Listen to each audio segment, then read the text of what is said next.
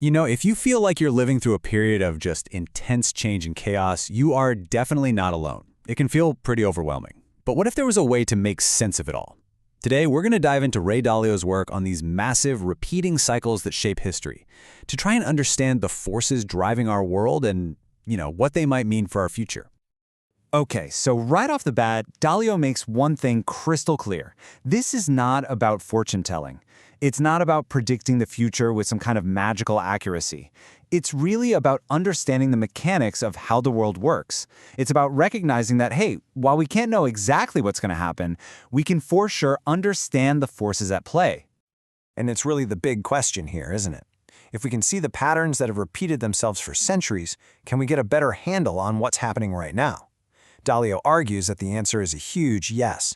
By studying the past, we can basically create a mental map to help us navigate the road ahead. To get a grip on these patterns, Dalio wants us to think of history as a kind of machine. Yeah, it's a super complex system, but it runs on these timeless universal cause and effect relationships. You put in the same inputs, under similar conditions, and you tend to get similar outputs, time and time again. So why do these cycles keep happening? Well, it all boils down to one thing: human nature. Think about it. Across different cultures, across centuries, when people are faced with similar stuff, like say economic stress or huge inequality, they tend to react in pretty similar ways. And that consistency in how we humans behave is what really drives these huge cycles of history. Let's look at a really clear example just to see this machine in action. Take the period from 1907 to 1945. First, you get a boom, fueled by a ton of debt. That's the Gilded Age. And that leads to a bubble. Then, pop, that bubble bursts. The economic pain that follows, plus those huge wealth gaps, leads to conflict and, well, World War I. Then a new world order gets set up, and what happens next? Another debt-fueled boom in the Roaring '20s, which leads to another bust, another war, and another new world order. It's the same pattern, playing out twice in just a few decades. Rinse and repeat. And this repeating pattern, well, that's what Dalio calls the big cycle. It's the fundamental blueprint for how great powers rise and fall, and it's really the core idea we're going to unpack today. So what is it exactly? The big cycle is a map. It shows this predictable sequence where empires rise up on waves of peace and prosperity. But then they get overextended, they borrow too much, and that leads to decline, and the conflict that forges the next world order.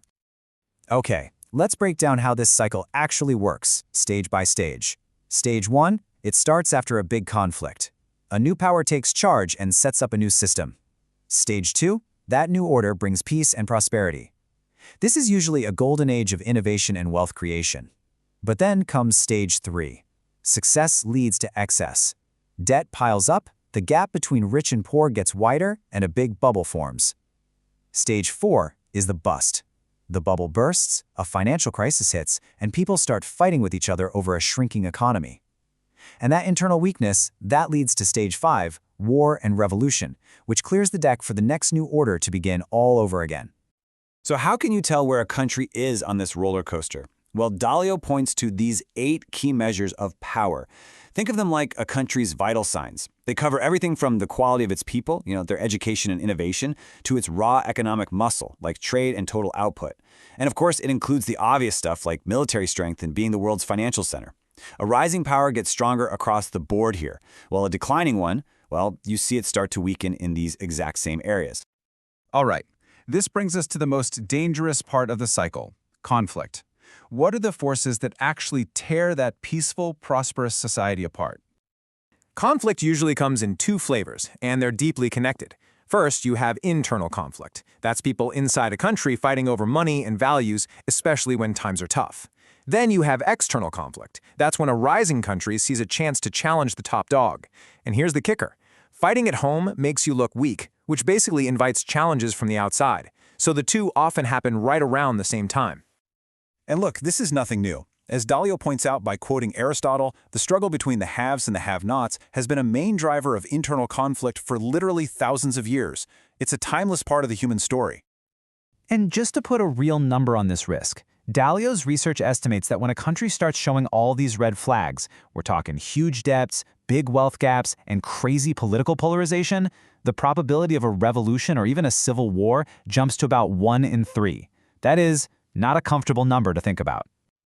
Okay, so this is where the history lesson smacks right into our modern world. Why does any of this matter to you right now? Let's try and apply this whole framework to the present day.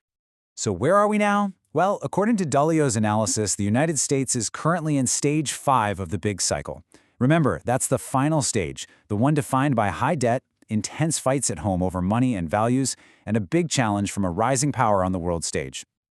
This is the crucial question, right? If this model is even remotely correct, and we really are in a period of intense change and restructuring, what can any of us do to navigate the turbulence that might be ahead? So this last part is all about the practical stuff. It focuses on principles that come directly from studying these historical cycles, specifically around how to protect your assets when things get really choppy. Okay, so Dalio's study of wartime economics gives us some pretty stark lessons. Wars are crazy expensive, and they almost always get paid for by just printing tons and tons of money. That absolutely crushes the value of your currency and any bonds or debt you own. During these chaotic times, the normal rules of investing just go out the window. Hard assets like gold have historically held their value way better than paper money. And on top of that, governments often lock down capital and slap on high taxes to pay for the war. The takeaway is simple. The investment strategies that work great in peacetime can be a complete disaster when the cycle turns. And this leads to what might be the single most important principle of all. Before you start thinking about big gains, you have to first make sure you can survive. You need to figure out what the absolute worst possible outcomes could be for you, both personally and financially, and then take steps to make sure those things just can't happen. It's about protecting your downside first and foremost. So in the end, this framework isn't a crystal ball that tells you the future. It's a map. It shows you where we've been and the well-worn paths that nations tend to follow again and again.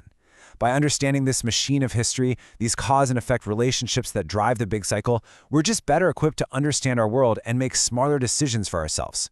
The past doesn't dictate the future, but man, it sure provides a powerful guide. The real question is, how will you use it?